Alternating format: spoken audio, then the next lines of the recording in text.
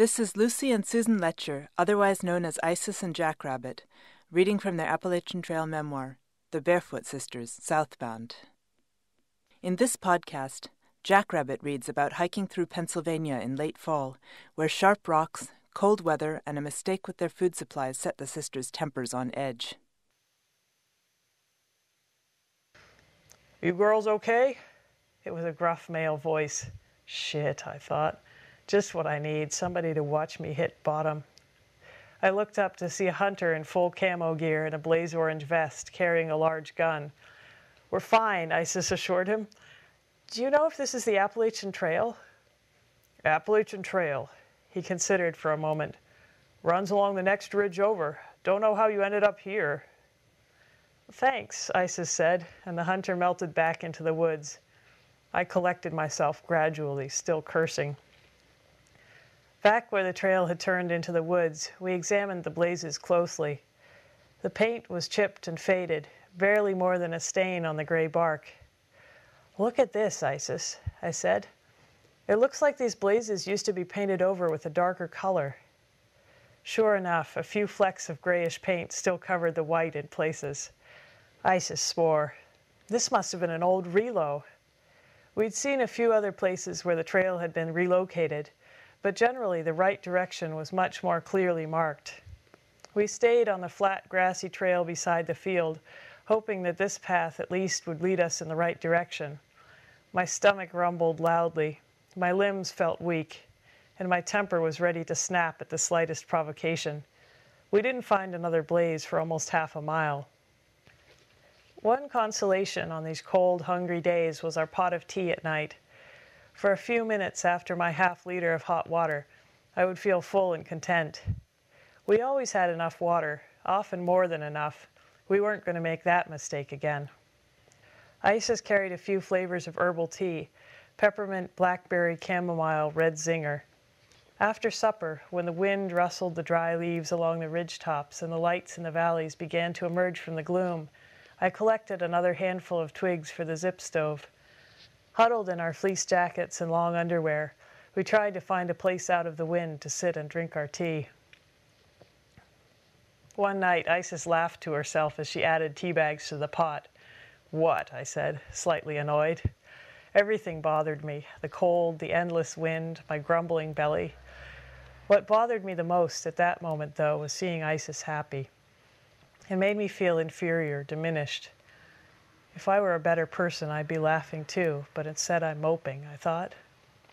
Oh, I was just thinking about a chapter in Lord of the Rings when Sam and Frodo are heading into Mordor, and Sam thinks to himself, it was the hour of the day when civilized people would be having tea.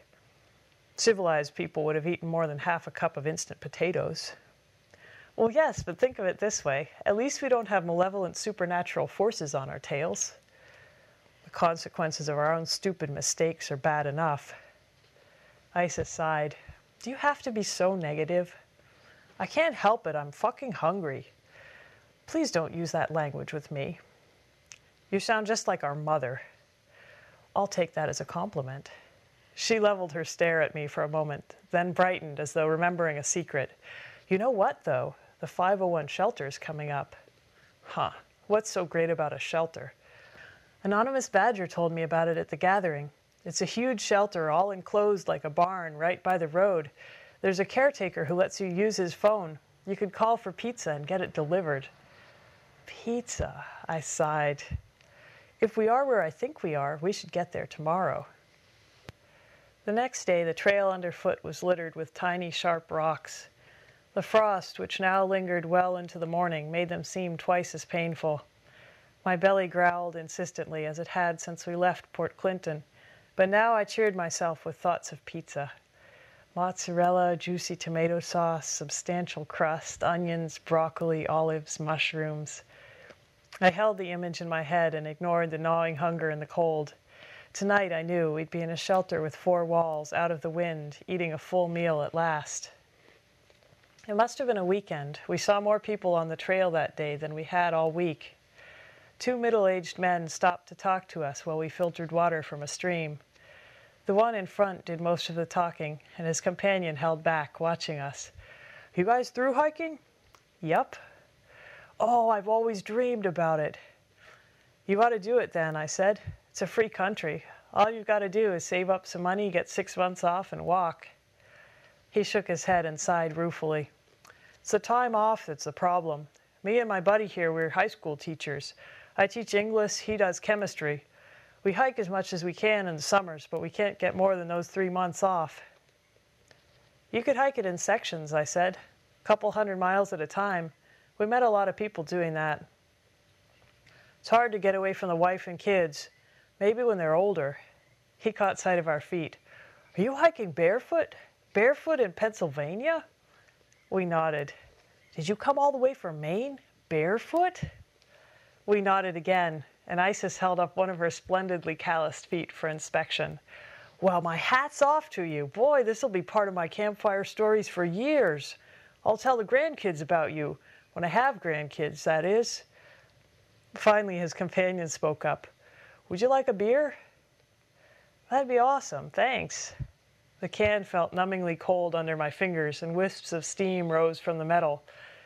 "Might be a little cold." The chemistry teacher grinned gleefully. "I'm packing them on dry ice." "Well, we'll save it for tonight, I guess. Might be thawed out by then. Thanks again."